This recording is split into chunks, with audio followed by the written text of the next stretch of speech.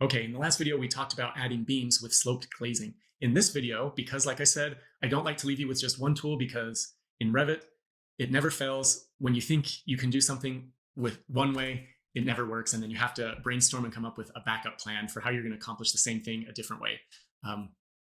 Because in my experience, there's always some sort of error that's unavoidable, or it messes up a wall joint, or it just isn't going to join the way you want it to do. So you always need to have something else in your pocket. So we also, in addition to the sloped glazing beams, we've also provided you in the download with just some standalone beam families. And I tried to make this family as robust as I could. So you can see not only does this family, it works on a flat ceiling, but it also works in both directions on a sloped ceiling, which if you haven't built a family like this before, you're going to take this for granted that it just works. But this is really hard to do, and to still get it to show up in floor plan as a dotted overhead line is very difficult. And even be able to flip it 90 degrees and have it change the orientation of the beam and clip it at the ends, that's a lot of family making going on there. So I'm going to show you how to use these. They should work fairly easily right out of the box. They are a ceiling hosted family though, so you do need to have a ceiling for this to work. So let's just copy this beam in to our example that we've been working on. Let's put some beams in this room. I'm going to paste the family into this project. So now it's in the project, and I'm going to go to a floor plan, and I'm going to go into the ceiling command, and I'm going to sketch my ceiling, and we'll start with a flat ceiling, and then we'll progress from there. So here we go. Now let's look in 3D. We've got our ceiling. It's at the wrong height. Here we go. So now let's put a beam on it. For that, I think the easiest view is going to be a reflected ceiling plan.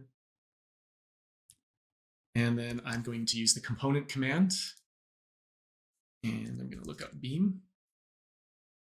And here's our beam that I brought in. Oh, that's not the beam I brought in. I think maybe I didn't copy it in correctly. Let's just copy the whole thing to make sure we get it. There we go. I think we got it now. So this is called beam standard ceiling hosted. If I go back to our reflected ceiling plan and hit component, we'll look up beam standard ceiling hosted, and it's a 6x6 inch. So now you can see, because we're in a reflected ceiling plan, it's already hosting to the ceiling, and I'm just going to place it along the wall. Well, I'll place it here, and then I'll move it to the wall. There we go.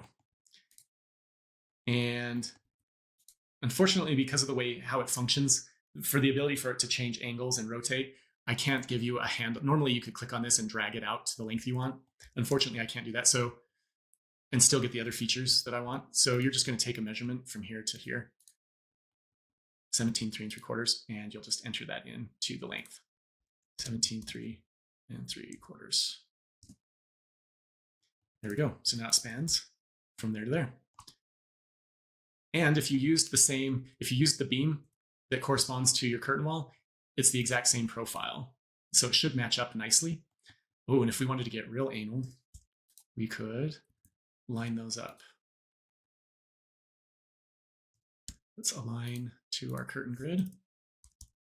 Ooh, that is very satisfying. So now let's quickly copy this to each curtain grid using the copy command. Let's click multiple.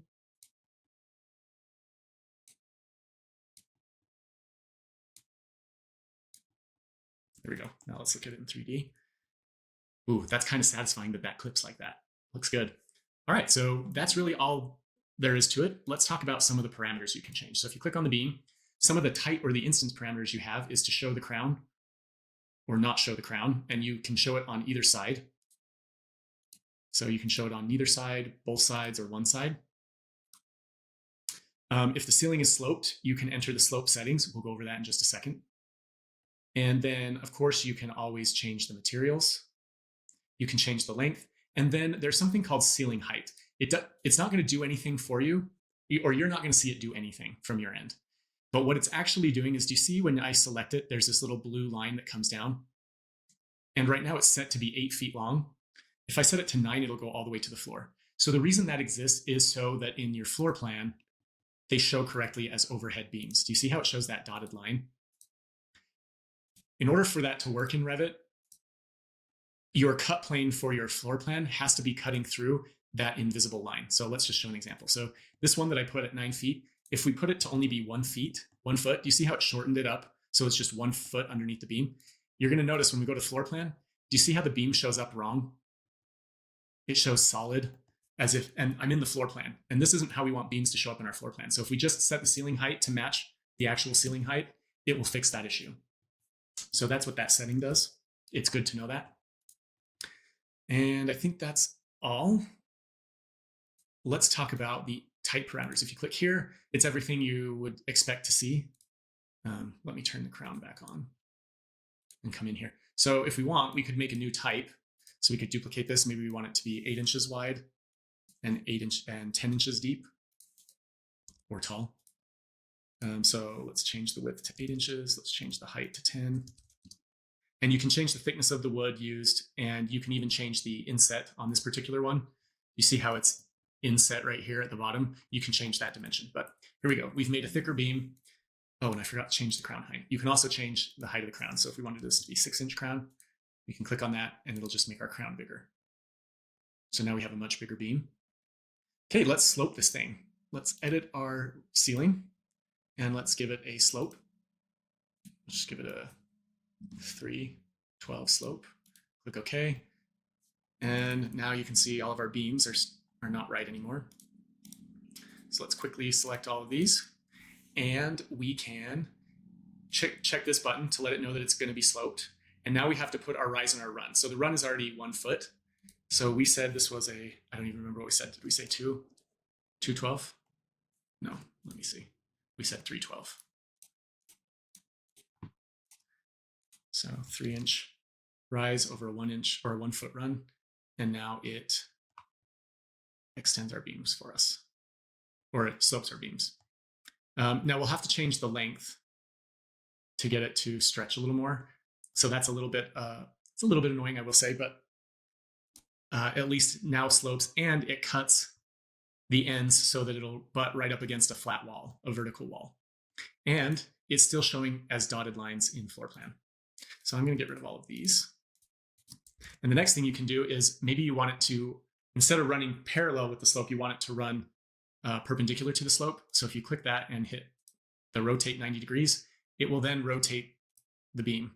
Now you're going to have to relocate it, unfortunately. Oops.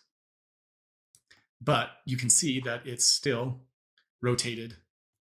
It's turned to go with the slope of the ceiling.